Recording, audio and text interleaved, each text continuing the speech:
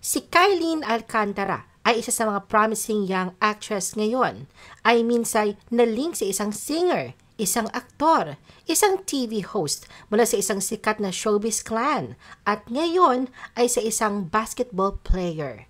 Kilalanin natin sila.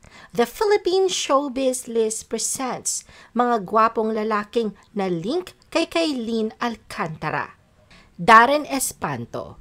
Noong April 15, 2024, inamin ng singer-actor and It's Showtime host na si Darren Espanto na nakipag-date siya kay Kylene noon. Sa isang episode ng Fast Talk with Boy Abunda, nagpakatotoo si Darren sa nakaraan niyang relasyon kay Kylene. Sinabi niya na kung ano ang meron sila ni Kylene noon ay isa lamang puppy love kind of thing. Nag-follow-up question naman si Boy at itinanong kay Darren kung mayroon ba talagang namagitan sa kanila ni Kylene. Mabilis namang inamin ni Darren na mayroon daw pero mga bata pa naman sila noong mga panahong yon. Ito rin daw ang dahilan kung bakit sila tinukso ni Vice Ganda sa It's Showtime nang nag-guest si Kylene noong April 2024. Inusisa pa siya ni Boy sa pagtatanong nito kung gaano katagal na naging mag-on sila ni Kylene. Tugon naman ni Darren na umabot sila ng 1 taon kaya naging komportable sila sa isa't isa. Sumunod ay umamin si Darren na hindi naging maganda ang kanilang paghihiwalay noon ni Kylene. Dumaan pa nga raw sila sa proseso hanggang sa tuluyan na nga silang magkapatawaran at piniling maging magkaibigan na lang muli paglipas ng 6 na taon. Iginiit rin ni Darren na wala naman daw third party na magitan sa hiwalayan nila ni Kylene. More on misunderstandings at petty na away lang daw talaga dahil mga bata pa sila noon. Bago pa man umamin si Darren, kilala na sila ng publiko ni Kylene bilang malapit na magkaibigan. Pareho ring naugnay sila Darren at Kylene sa kambal na Legazpi na sina Mavi at Cassie. Miguel Tan Felix. Noong February 2023, kinumpirma ng kapuso actor na si Miguel Tan Felix na naging kasintahan niya ang kapwa niya kapuso stars na sina Barbie Forteza, Bianca Umali at si Kylene Alcantara. Inamin ito ni Miguel sa panayam niya kay Boy Abunda sa Fast Talk with Boy Abunda noong February 9, 2023. Inilabas ni Boy ang tila photo book na nilalaman ng mga litratong may kinalaman kay Miguel. Matapos ibahagi ni Miguel ang kwento sa pagitan niya at kina Barbie at Bianca, ay sunod na larawan na ipinakita ni Boy sa kanya ay ang kay Kylene. Nang tanungin siya kung naging sila rin ba ni Kylene, tapat niyang sinabi na may nabuong something special sa kanilang dalawa. Sa follow-up question ni Boy para linawin ang pahayag ni Miguel tungkol sa something special, tinanong niya kung ano ba ang ibig sabihin nito. Oo ba o hindi? Sumagot naman si Miguel ng yes. Pagbabahagi ni Miguel, lagi silang magkasama ni Kylene sa All Out Sundays kaya't naging komportable sila sa isa't isa hanggang sa humantong ito sa ligawan. Tinanong din siya ni Boy kung magkaibigan ba sila ni Kylene katulad ng pagkakaibigan nila ngayon ni Bianca. Ani Miguel kung sa kanya okay lang siya kay Kylene. Sinabi naman ni Boy na ang ibig sabihin ba raw nito na si Kylene ay hindi. Natatawang sagot ni Miguel na hindi niya raw alam. Pero hiling niya na sana maging maayos sila ni Kylene kung sakaling may galit ito sa kanya ngayon dahil naging maayos naman daw ang kanilang break-up. Mavi Legazpi. Hindi lingid sa nakararami ang pagkalink ni Kylene sa kanyang former on-screen partner na si kapuso actor TV host Mavi Legazpi. Sa unang tingin, ang Mavlin Love Team ay mukhang promising, lalo na't may dumaraming fan base at isang home network na handang suportahan sila. Nagsimula sina Kylene at Mavi bilang mabuting magkaibigan, komportable sa isa't isa, at sa isang sitwasyong itinuturing na isang perpektong pundasyon para sa isang romantic relationship. Unang nagkatagpo ang landas ng dalawa sa isang acting workshop, hindi bilang mga estudyante kundi bilang mga manonood. Sa mga panahong yon, artista na si Kylene habang si Mavi naman at ang kanyang kambal na si Cassie ay hindi pa pumasok sa showbiz. Fast forward sa 2018, pumirma sina Cassie at Mavi sa GMA at nagkasama sila sa weekend variety show na Studio 7. Pagkatapos ng mahabang oras sa magkasama sa mga rehearsal at taping, hindi nagtagal ay nagkaroon ng bond sina Kylene at Mavi bilang magkaibigan at mas madalas silang tumatambay. Noong June 2021, nagsimulang hulaan ng mga netizens na may namamagitan na sa dalawa. December 2021 naman ay nag-open up si Kylene tungkol sa relasyon niya kay Mavi. Magka-love team na sila sa panahong ito sa primetime series na I Left My Heart in Sorsogon. Sa vlog ni Kylene, sinagot niya ng yes ang tanong na in a relationship na ba sila ni Mavi. Gayunpaman, hindi niya eksaktong binansagan ang kanilang relasyon bilang boyfriend-girlfriend. Ngunit noong June 2023 sa Fast Talk with Boy Abunda, klinaro ni Kailin na hindi pa sila magkasintahan ni Mavi, pero inamin niya na naniligaw ang aktor sa kanya. Inilarawan din niya ito bilang torpe na magsasabi ng kanyang mga damdamin para lamang bawiin ang mga ito na nag-iiwan sa kanyang pag-iisip kung sinadya ba ni Mavi ang sinabi nito o sinasakyan lang siya. Ngunit ang tila maayos na ang Mavlinship, bigla naman lumabas ang balita. Nag-unfollow si Kailin sa kambal ni Mavi na si Cassie sa Instagram noong August 2023.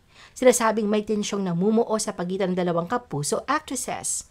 Nagsalita naman si Cassie tungkol sa issue sa isang press conference noong November 2023 at sinabi na civil sila sa isa't isa ngunit tumanggi ng paliwanag ng higit pa na nagpadami pa sa mga tanong kesa sa mga sagot. At noong November 2023, nabalot ng kontrobersya ang kanilang relasyon nang papabalitang sila ay naghiwalay na. Hanggang ngayon ay wala pang isa na sa publikong dahilan sina Kailin at Mavi kung bakit sila naghiwalay.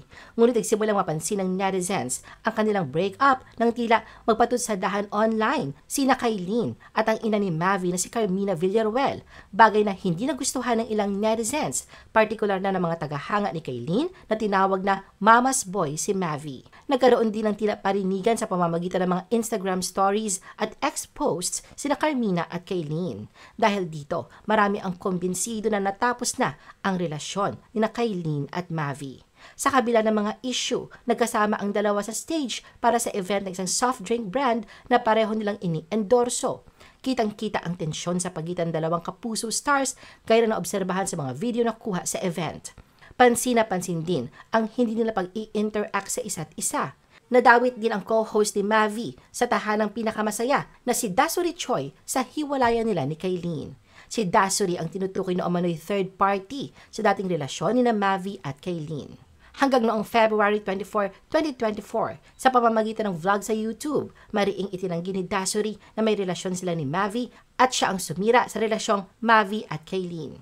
Samantala noong May 20, 2024, kumalat sa social media ang mga screenshots kung saan makikita na hindi na nakafollow si Kailin sa Instagram accounts ni na Mavi at ng mga magulang nito na sina Carmina at Zoren. Subalit patuloy pa rin pinafollow na mag-asawa at ni Mavi ang Instagram account ni Kailin.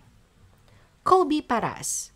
Noong May 2024, naging usap-usapan kung may namamagitan kina Kailin at sa basketball player na si Kobe Paras. Nagsimula ang mga espekulasyon matapos mapansin ng mga papanuring mata ng netizens ang pagkakahawig ng mga larawang ipinost nila sa kanilang Instagram account. Sa mga nasabing larawan, tila magkapareho ang kanilang lokasyon na nagdulot ng hinala na magkasama silang dalawa.